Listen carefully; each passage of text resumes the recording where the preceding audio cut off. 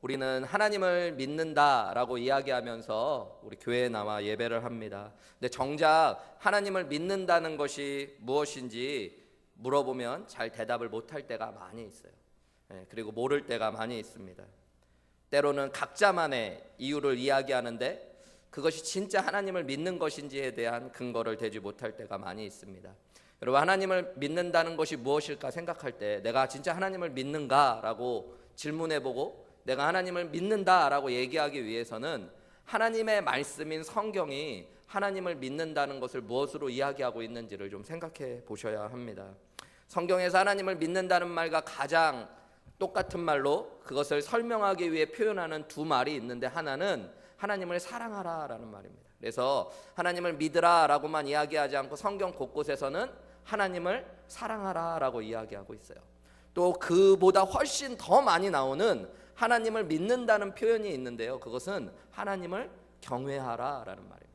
한글 성경에는 경외하다, 두려워하다 라고 번역되어 있는 이 말, 히브리어로는 이라 라고 표현되는 이 말이요, 하나님을 믿는다는 것보다 더 많이 등장하는 신앙의 표현입니다. 하나님을 경외한다라는 것들. 그러니까 내가 하나님을 믿는가 라고 질문하려면요, 이렇게 한 번 더 질문해 보셔야 돼요. 내가 하나님을 정말 사랑하는가, 그리고 내가 하나님을 경외하는가 질문해 보셔야 된다는 거예요. 사실 이 두 가지는 따로따로 있는 것이 아니라요, 존 비비어라는 목사님이 쓴 경외라는 책에 보면 이 하나님을 경외한다는 것과 하나님을 사랑한다는 것은 함께 연결되어 있는 것이라 라고 이야기했어요. 하나님을 사랑하는 사람만이 하나님을 경외할 수 있게 되어지고, 하나님을 경외하는 사람만이 하나님을 사랑할 수 있다라고 이야기했어요.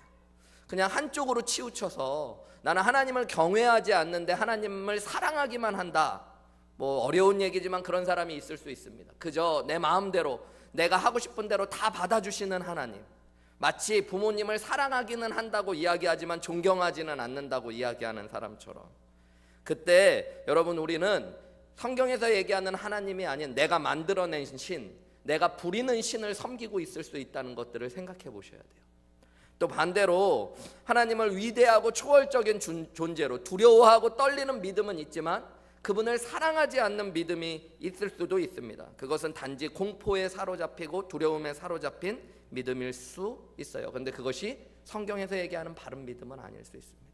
하나님 앞으로 가까이 다가갈수록 우리는 무한한 사랑과 우리를 품어주시는 아버지를 보게 되지만, 그와 함께 거룩하신 가운데 하나님 앞에 두려운 마음을 삼게 되는 것들, 그것이 함께 어우러졌을 때 우리는 하나님을 바르게 믿는다라고 이야기할 수 있는 것이에요.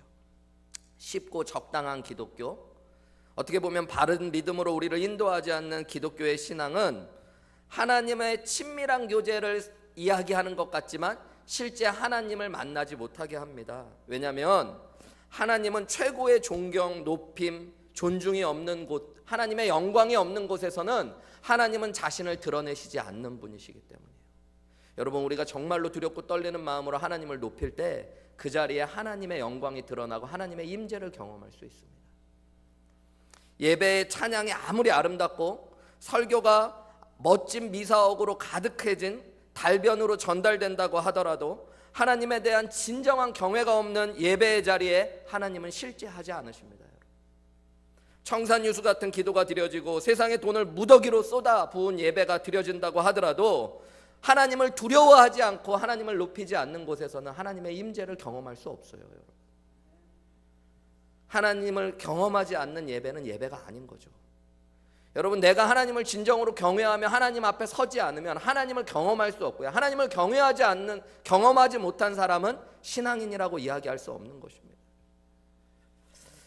앞에 제가 소개한 대로 존 비비어라는 유명한 목사님이 경외라는 책을 쓰셨는데요, 그 책에 이런 예화가 등장합니다. 자기가 잘 알았던 친한 목회자가 많은 죄를 범하고 하나님 떠나 있다가 감옥에 가게 되었다는 이야기를 듣게 됩니다. 사기를 치고 간음을 한 목회자라는 것들이 밝혀지고 또 사기죄로 감옥에 가 있는 이 목회자를 신방하게 되어져요. 그러면서 이 존 비비어라는 목사님이 질문합니다. 친했던 목사에게 언제부터 하나님의 사랑에서 멀어지기 시작했냐고. 그때 이 감옥에 있었던 목사님은 물끄러미 존 비비어 목사님을 쳐다보면서 이렇게 대답해요. 주저하지 않고 나는 예수님의 사랑에서 멀어진 적이 없다고. 그러니까 존 비비어 목사님이 어리둥절하면서 이렇게 또 질문합니다. 그러면 도대체 간음과 사기 행각을 어떻게 버릴 수 있었냐고. 그랬을 때 이 감옥에 있었던 목사님은 나는 한 번도 하나님을 사랑하지 않은 적은 없습니다. 그러나 나는 하나님을 두려워하지 않았습니다 라고 이야기했어요. 존 비비어 목사님은 그 대답을 절대로 잊을 수 없었다고 해요. 그리고 시간이 지나가며 그분의 말에 동의하기 시작했다고 합니다. 그러면서 이 감옥에 있었던 목회자가 한마디 말을 더 붙였다고 합니다. 오늘날 믿는 자들 중에는 나와 같은 사람이 얼마든지 많을 것입니다. 그들은 주님을 믿는다고 하고 하나님을 사랑한다라고 이야기하지만 나처럼 하나님을 경외하지도 두려워하지도 않는 사람들. 그 순간 존 비비어 목사님 책에는 이렇게 자기가 글을 적고 있어요. 자기의 머릿속에, 나의 머릿속에 번쩍 불이 하나 지나갔다. 대부분의 인간들은 자신이 만들어낸 그 하나님을 사랑하고 제멋대로 하나님을 섬기고 있다. 그들이 믿는다는 하나님과 예수님은 진짜로 살아계신 하나님이 아니라 그냥 상상력을 동원하여 자기들이 지어내는 적당한 신들을 섬기고 있는 것이다. 하나님을 경외한다는 것은 하나님의 살아계심 실제를 믿는 것이다. 하나님을 하나님으로 믿는 것이 바로 하나님을 경외하는 것이에요. 여러분 하나님 경외하십니까? 여러분 우리가 한번 생각해 보세요. 우리가 기독교의 성경이 이야기하는 고백대로 하나님을 믿는다면 그 하나님은 창조주이십니다. 말씀 한마디로 천지를 만드신 분이고요. 우리는 누구예요? 피조물입니다. 피조물이 하나님 앞에 섰을 때 우리가 뭐 해야 할 수밖에 없어요? 경외할 수밖에 없어야 됩니다.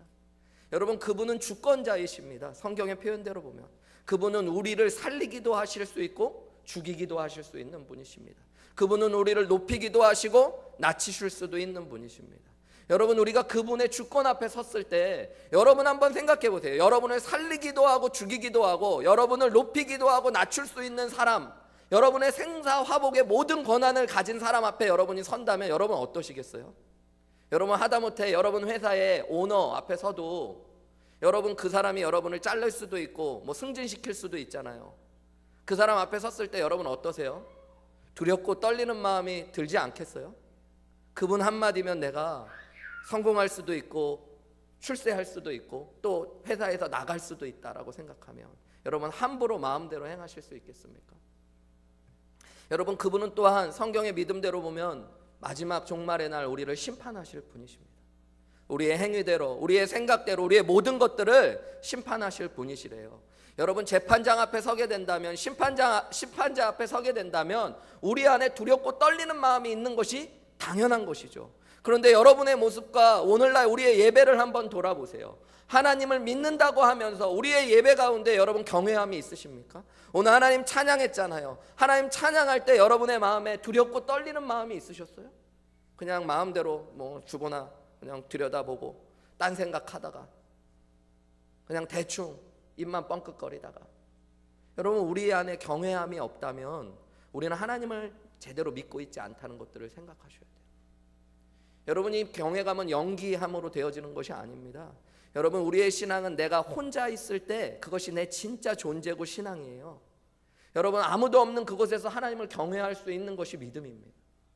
두렵고 떨리는 마음으로 그곳에서도 나와 함께 하시는 하나님을 바라볼 수 있는 것이 하나님을 경외하는 것이고 그게 진짜 믿음이에요. 여러분 목사님 앞에서 얘기하는 모습과 그냥 삶의 자리에서 살아가는 모습이 너무 다르다면 여러분 내가 하나님을 경외하지 않고 있다면 그것은 우리의 믿음이 뭔가 많이 잘못되어져 있는 것이죠.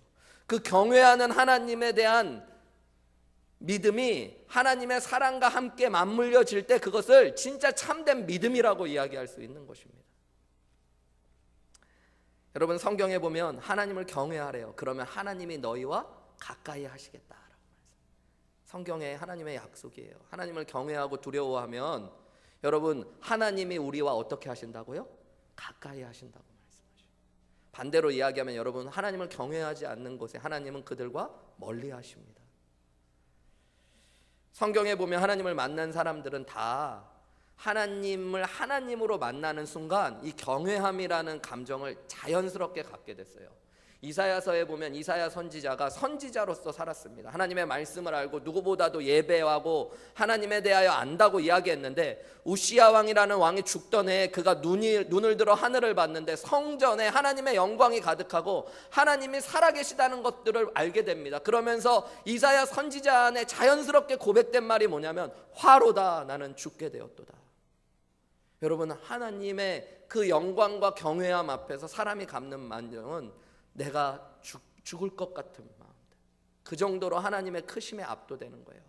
여러분, 사도 베드로가 예수님을 만나고 나서 예수님이 자신을 따르라고 했을 때 그분을 메시아로 처음엔 고백하지 않았습니다. 그런데 어느 날 그의 고기잡이 배에 예수님이 오르시고 예수님의 말씀대로 그물을 내렸을 때 물고기가 찢어지도록 고기가 잡히는 것들을 보고 베드로가 예수님이 주님이라는 걸 알게 되어져요. 그러고 나서 베드로가 처음으로 했던 고백이 뭘까요, 여러분? 주님, 저는 죄인입니다. 저를 떠나소서라는 거예요. 도저히 그 앞에 설 수 없을 것 같다. 여러분, 믿음이라는 건 뭐냐면 나의 작음을 알고 그분의 크심을 아는 거예요. 여러분, 우리는 그저 사람 앞에 서 있는 것이 아니라 하나님 앞에 서고 하나님을 믿는다고 하는 사람들입니다. 여러분, 그 하나님은 창조주이시죠. 여러분, 혹시 대자연 앞에 섰을 때 경외감 같은 게 들어보신 적 있으세요? 여러분, 저도 나이아가라 폭포를 한 2번 가봤는데요. 그 밑에 서면 이렇게 입이 좀 벌어지고 좀 숙연해지더라고요. 너무 대단하죠. 그 쏟아지는 물줄기를 밖에서 봐도 그런데 배를 타고 그 밑에 들어가서 보면요, 그 소리와 웅장함 앞에 여러분 숙연해집니다. 대자연, 무슨 뭐 로키 산맥이라든가 뭐 시애틀에 있는 뭐 마운튼 올림푸스라든가 아니면 올림피아 국립공원이라든가 마운튼 레이니어라든가 아니면 여러분 뭐 그랜드 캐년 같은 곳에 섰을 때 우리는 경외감을 느끼게 되어지죠. 막 하늘에 별이 가득 찬 하늘을 보고 우주를 볼 때도 우리는 경외감을 갖게 되죠. 여러분, 우리가 지금 이야기한 모든 것은 그저 피조의 한 조각에 불과하잖아요. 그것을 보면서도 우리는 우리 자신의 연약함을 느끼는데, 여러분, 우리가 만나고 섬기고 예배한다는 분은 그것을 만드시고 그것보다 훨씬 크신 하나님 앞에 서는 거잖아요. 우리가 생각하는 대로, 우리가 고백하는 대로의 진짜 믿음이 있다면 여러분, 우리가 그분 앞에 어떻게 할 수밖에 없어야 돼요? 사실은 경외할 수밖에 없어야 돼요. 오늘 본문이 이 하나님을 경외하는 신앙의 이야기들을 우리에게 던져줍니다.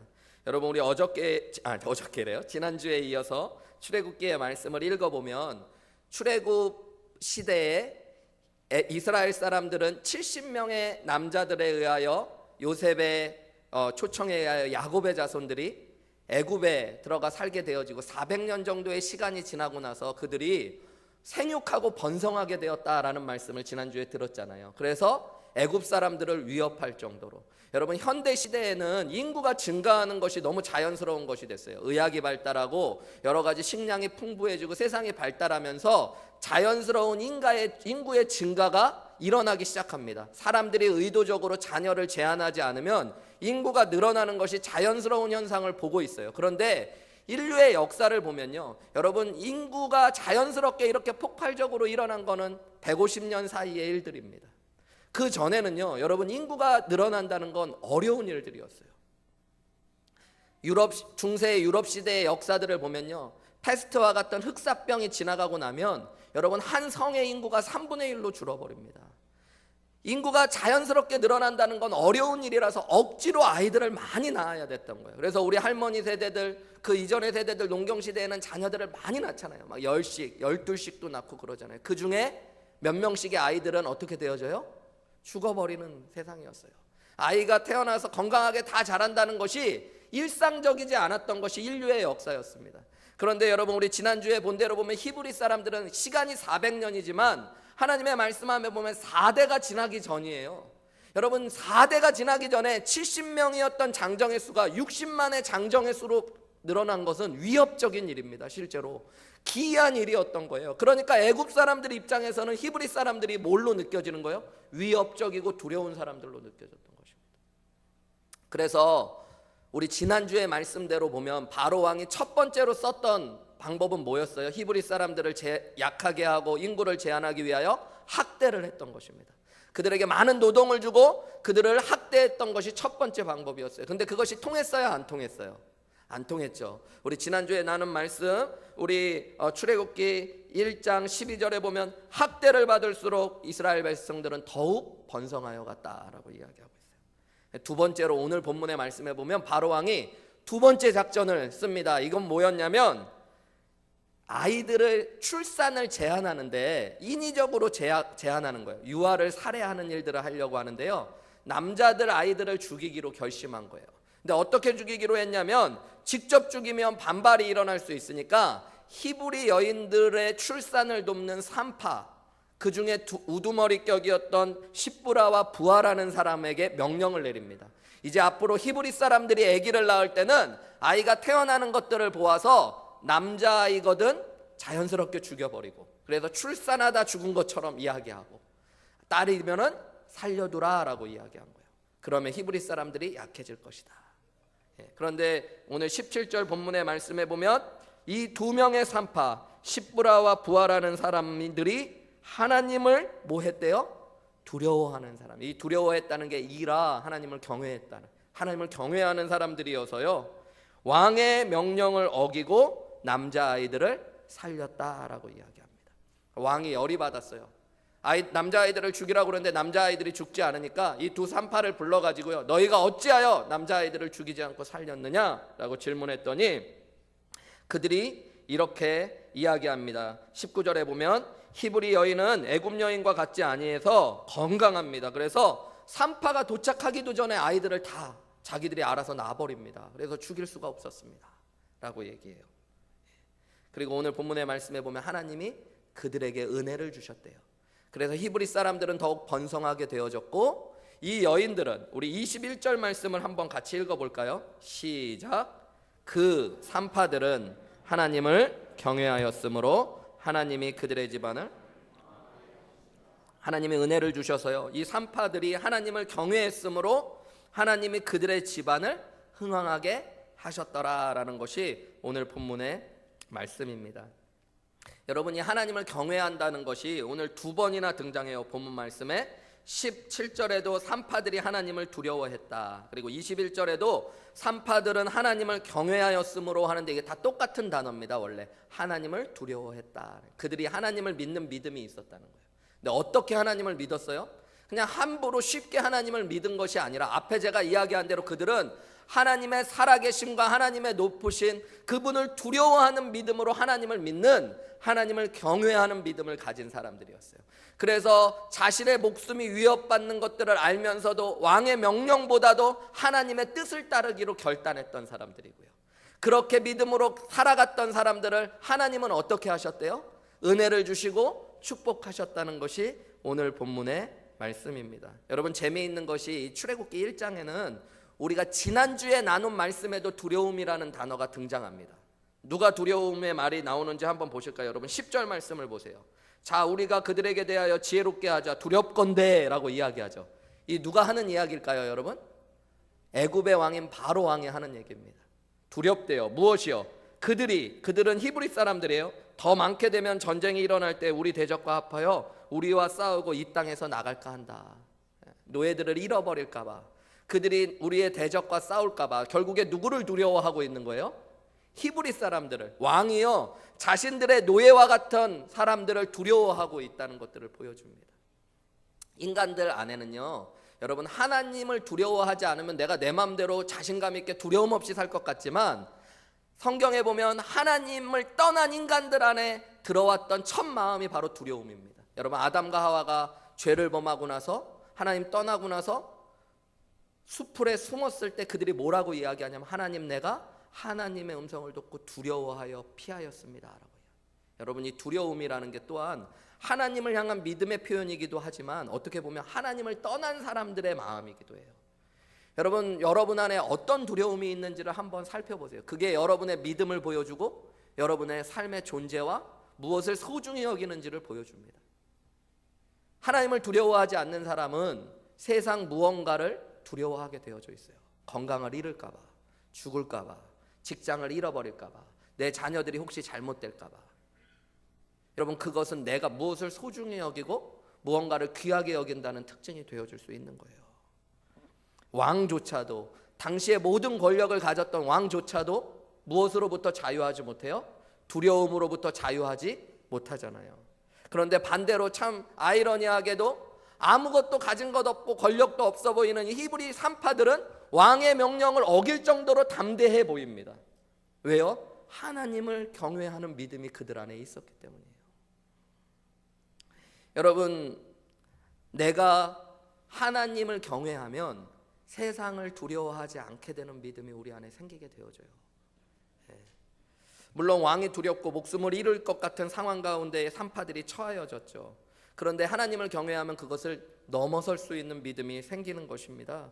하나님을 전적으로 믿고 그분의 크심을, 그분이 모든 생사와 복을 주관하고 있다는 걸 믿으면, 여러분, 내 앞에 왕이 있고 그가 나를 죽일 수 있다는 걸 알지만 그보다 더 크신 주님이 나와 함께 하시고 사람이 나를 어찌할 수 있는 것이 아니라 하나님이 나를 죽이기도 하시고 살리기도 하시고 높이기도 하시고 낮추시기도 하시는 모든 주권자이신 하나님이 나와 함께 하심을 믿는다면, 시편 기자의 고백처럼 하나님이 나와 함께 하신다면 사람이 나를 어찌하리요 하는 믿음이 생기는 거예요.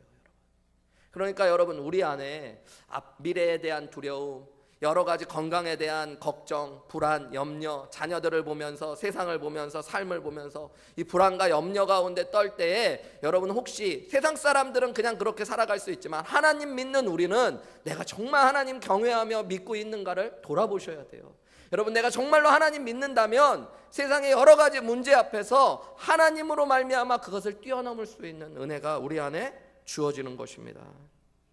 하나님의 살아계심을 확신한다면, 오늘 이 히브리 두 산파는 하나님을 경외하는 마음이 있었기 때문에 뭐 했다고 성경은 이야기해요? 왕의 명령을 어겼다 그래요. 두려운 일이잖아요. 근데 그것을 감당하며 하나님의 뜻을 따를 수 있는 이 믿음의 걸음이 하나님을 경외하는 데서부터 일어나는 거예요. 본문은 그것뿐만 아니라 이렇게 하나님을 경외한 여인들에게 하나님이 무엇을 주셨다고 이야기하고 있어요? 은혜를 주셨대요. 여러분, 오늘 성경 20절 말씀에 보면 하나님이 그 산파들에게 은혜를 베푸셨다라고 해요. 여러분, 우리 지난주에 말씀 나눌 때 했는데, 특별히 모세 오경, 우리 출애굽기의 말씀을 나누면서는 이것들은 하나님께서 직접 모세에게 기록하고 이스라엘 백성들에게 알리라고 하신 말씀이에요. 하나님이 어떤 일을 행하시는 분인지, 하나님이 어떤 분이신지를 알리라고 하신 말씀이에요. 그래서 오늘 우리도 성경을 읽으면서요, 하나님의 경외에 대한 이야기를 나눴지만 놓치지 않고 묵상해야 되는 건 하나님이 어떤 일을 행하시고 어떤 분이신가. 오늘 본문의 말씀대로 보면 하나님은 뭐 하시는 분이에요? 하나님을 경외하는 자들에게 은혜 주시는 분이에요. 그것을 하나님은 오늘 우리에게 말씀하시는 거예요. 하나님을 경외하는 것이 믿음이란다. 너희가 나를 경외하면 내가 너희에게 뭐 할 것이다? 은혜를 줄 것이다 말씀하셔요. 여러분, 하나님은 어떤 은혜를 주셨을까요? 오늘 본문에 보면 21절에 이 산파들의 집안을 흥왕하게 하셨대요. 원어의 말씀을 보면 이 집안이라는 건 재산, 어떤 건물이 아니라요, 가문을 이야기하는 말입니다. 산파들의 가문을 일으켜 주셨대요. 흥왕하게 하셨다는 건 일으켜 세웠다는 뜻입니다. 여러분, 하나님이 그 가문을 일으켜 세우셨대요. 이게 도대체 무슨 뜻일까요? 여러분, 출애굽 당시의 산파들은 아이를 못 낳는 사람들이 하는 직업이었습니다. 그러니까 불임을 병으로 가지고 있는 여인들이 하는 직업이에요. 아무나 할 수 있는 직업이 아니에요. 선천적으로 아이를 후천적으로도 못 낳는 여인들이 하는 직업이에요. 아이를 못 낳는 사람들은 당대에, 여러분, 아내로서 살 가치가 없었습니다. 당시 고대 사회에서는 여인들은 사랑의 대상이기 이전에 아이를 낳는 대상이에요. 여러분, 그러니까 아들을 낳지 않으면 버림받는 세상인데, 자녀를 아예 못 낳는다는 건 결혼을 할 수도 없을 뿐더러 결혼을 하고 나서도 뭐 하게 되어질까요? 버림받는 사람들입니다. 여러분, 아들이 중요한 이유는 고대 사회에서는 아들들을 통하여 재산이 유지되어지고 삶의 모든 형편들의 영향력들이 주어져요. 농사를 짓든 사냥을 하든 목축을 하든 남자들이 있다는 것이 그 가문의 미래가 되어지고 힘이 되어져요. 이 여인을 통해서는, 불임인 여인들은 가문을 일으킬 수 없는 사람들이에요. 어떻게 보면 당대에 보면 쓸모없는 사람들이 되어지는 것입니다. 그래서 그들에게 주어지는 직업이 바로 산파의 일이었어요. 여러분, 아이를 낳는다는 건 오늘날도 되게 힘들고 어려운 일이죠. 우리 교회도 아이들이 많은데 젊은 엄마들이 애들 낳고 키울 때 얼마나 바쁘고 힘들고 지쳐요.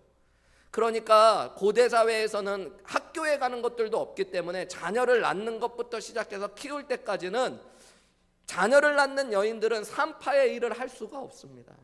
산파의 일을 할 수 있는 사람은 평생 아이를 낳을 수 없는 사람들.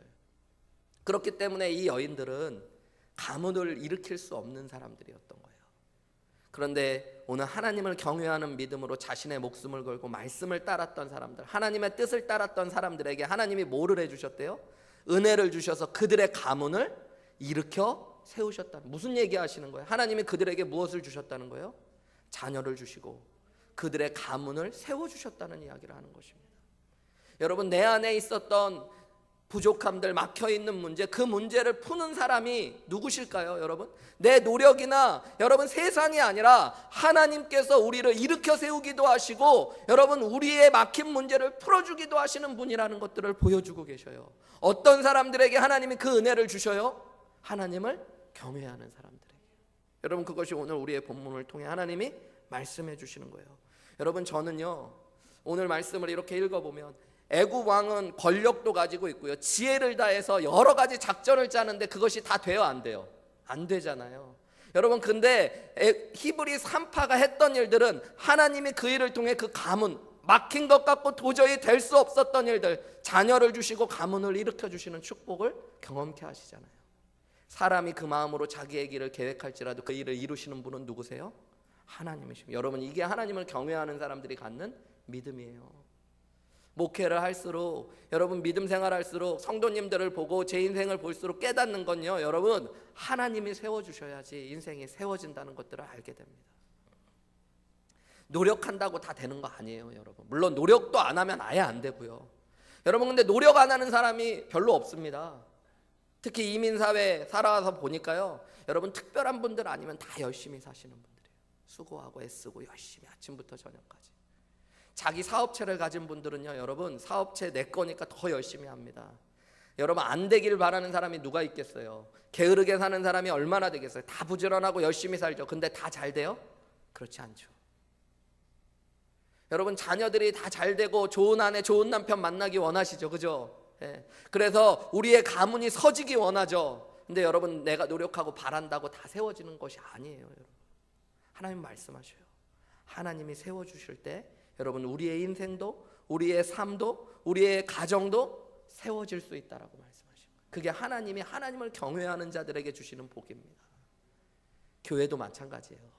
하나님이 세워주실 때 여러분 우리는 설 수 있는 은혜를 경험하게 되어져요.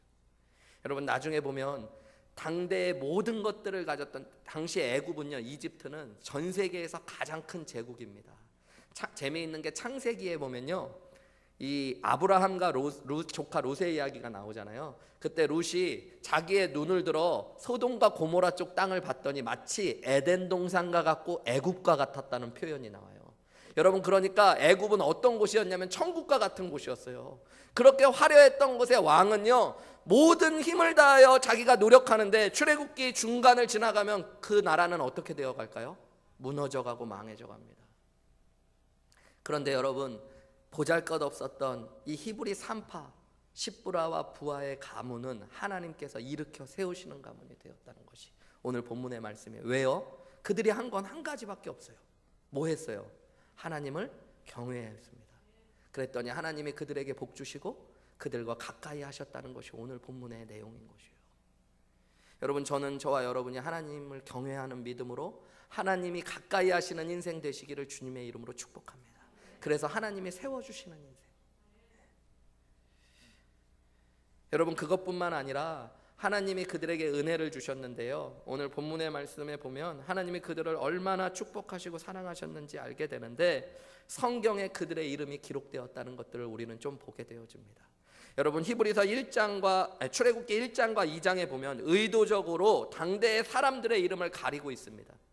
바로라는 것은 왕의 이름이 아니에요. 여러분, 파라오라고 하는 애국 왕들을 지칭하는 일반적인 명칭입니다. 마치 로마의 왕들을 시저, 가이사라고 부르듯이 이 바로라는 것들은 그냥 애굽의 왕을 지칭하는 이름에 불과한 것이에요.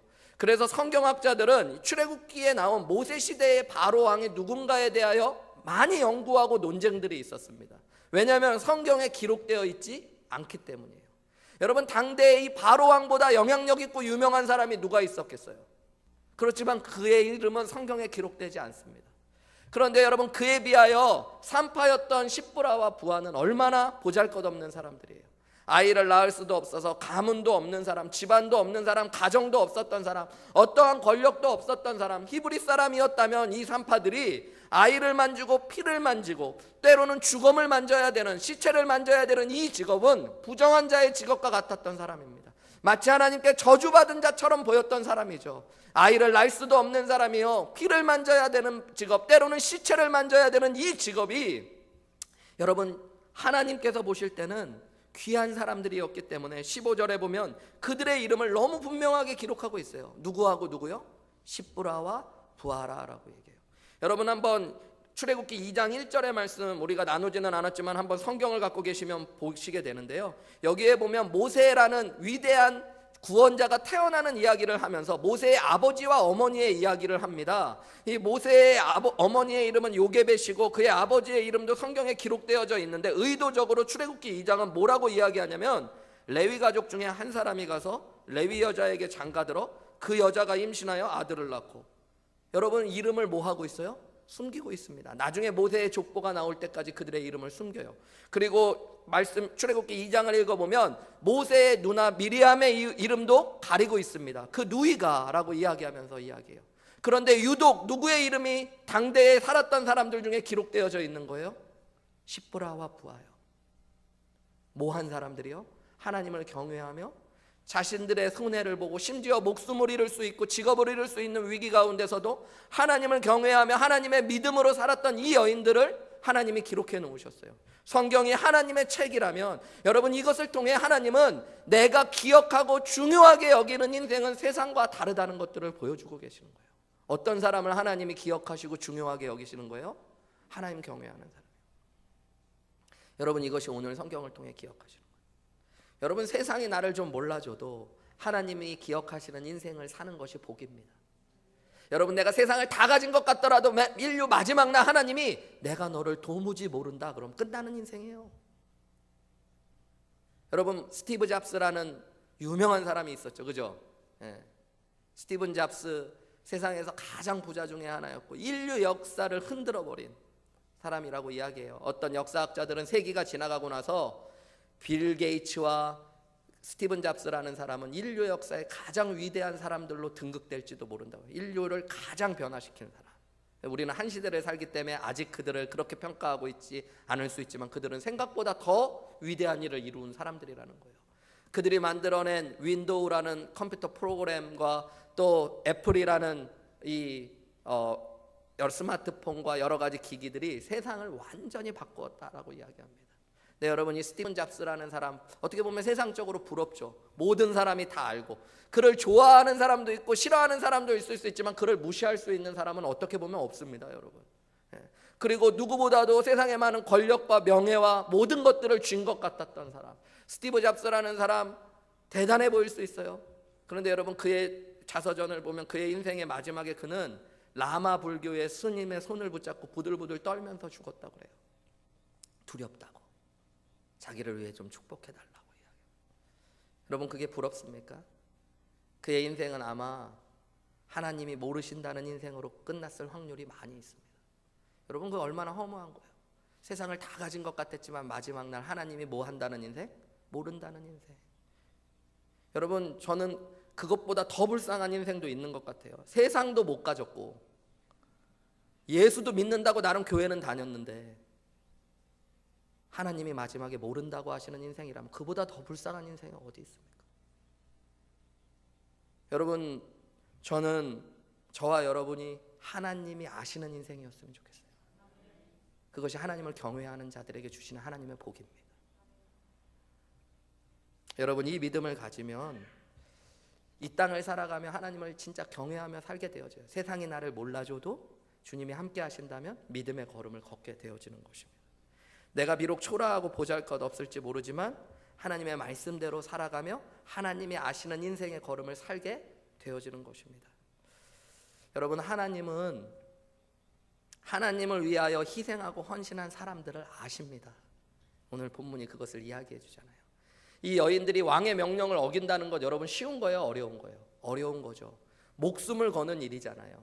어떻게 보면 세상에서는 주목하지, 인류의 역사가는 기록하지도 않을 만한 이 일이지만 이것이 하나님을 경외함으로 한 일이기에 하나님은 그것을 기억하시는 거예요. 여러분, 그러니까 교회에서 너무 사람들한테, 목사님한테 알아달라고 하지 마세요.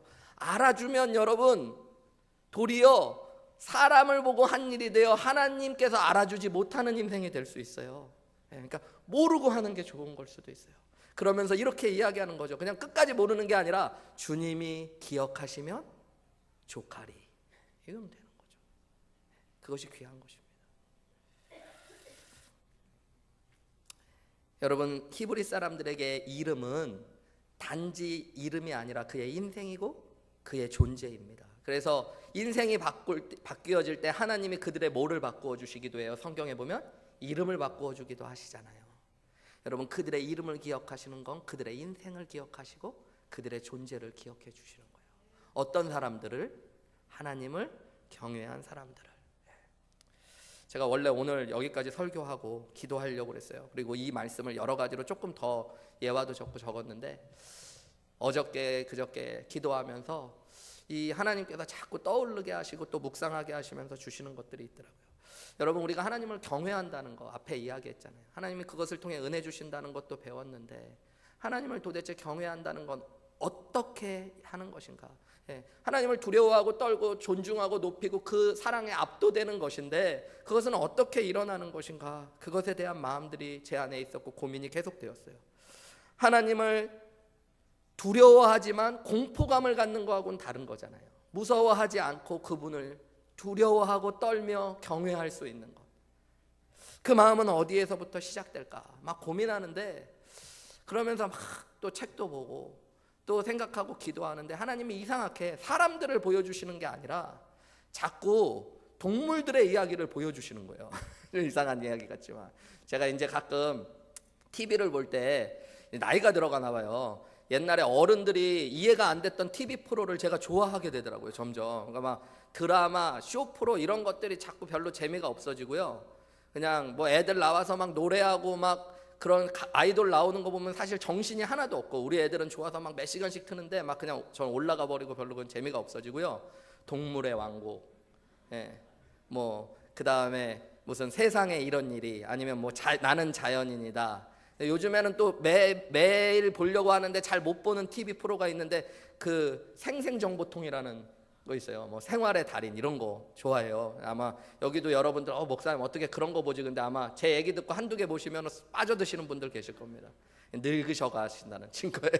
근데 제가 이런 얘기 했더니 우리 교회 젊은 형제 하나가 그러더라고요. 그래도 목사님 아직 다행이네요. 9시 내 고향 안 좋아하셔서 뭐 이렇게 얘기하는데 제가 아직 안 봐서 그런데 보면 좋아할까 봐 두려워서 안 보고 있습니다. 근데 어쨌든 그런데 막 그런 동물 농장 이런 또 TV 프로가 있거든요.